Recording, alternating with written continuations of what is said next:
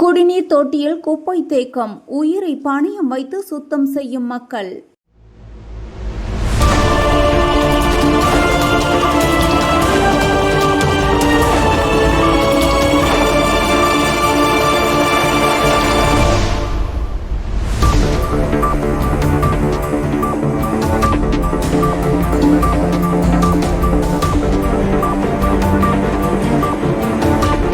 ராணிப்பேட்டை மாவட்டம் திமிரி அருகே கங்கை அம்மன் தோப்பு இருளர் காலனியில் உள்ள குடிநீர் தொட்டி பராமரிப்பின்றி மோசமான நிலையில் இருப்பதாக பொதுமக்கள் குற்றம் சாட்டியுள்ளனர். சுமார் 40 ஆண்டுகள் பழமையான இந்த தொட்டி கடந்த 40 ஆண்டுகளாக முறையாக சுத்தம் செய்யப்படாததால் குப்பை மற்றும் கழிவுகள் தேங்கி குடிநீர் தரம் பாதிக்கப்பட்டுள்ளதாக கூறப்படுகிறது. பலமுறை புகார் அளித்தும் நடவடிக்கை இல்லாததால் பொதுமக்களே ஒன்றிணைந்து தொட்டியை சுத்தம் செய்யும் பணியில் ஈடுபட்டுள்ளனர். ஆனால் ஏணி உள்ளிட்ட பாதுகாப்பு வசதிகள் இல்லாததால் உயிரை பணயம் வைத்து பணியாற்றும் அவல நிலை ஏற்பட்டுள்ளது.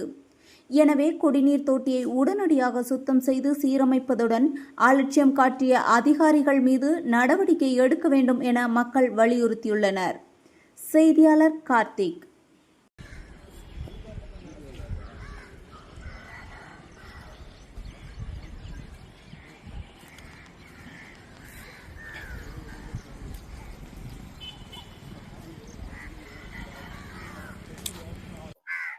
நாங்கள் ராணிப்பேட்டை மாவட்டம் திமிரி பேரூராட்சி அடுத்த இருளர் காலனி. நாங்கள் கங்கம்மா தொப்பு இருளர் காலனி. எங்கள் ஏரியா டேங்க்கு மேலே பார்த்தீங்கன்னா மரம் இருக்குதுங்க.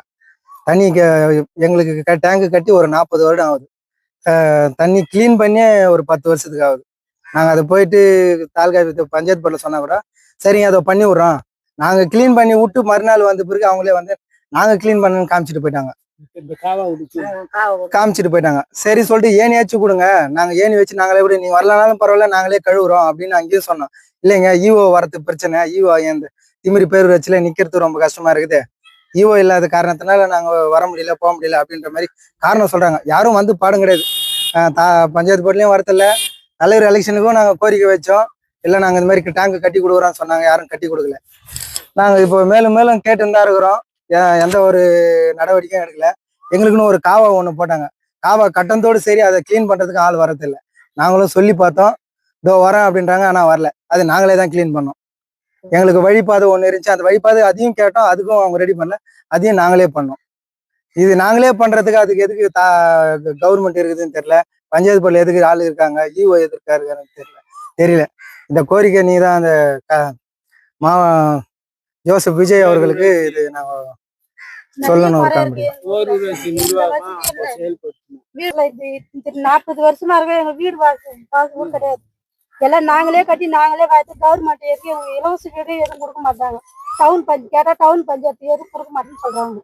நாங்களே உழைச்சு நாங்களே கட்டி எங்களுக்கு பலனே கிடையாது. சின்ன குடிச்ச வீடு கட்டுறோம், அது இடிஞ்சு வீழ்ந்துருக்கு. பாருங்க, நீங்களே பாருங்க, எடுத்துட்டு போங்க. நீங்க எடுத்து போயிட்டு விஜய்க்கு சொல்லுங்க.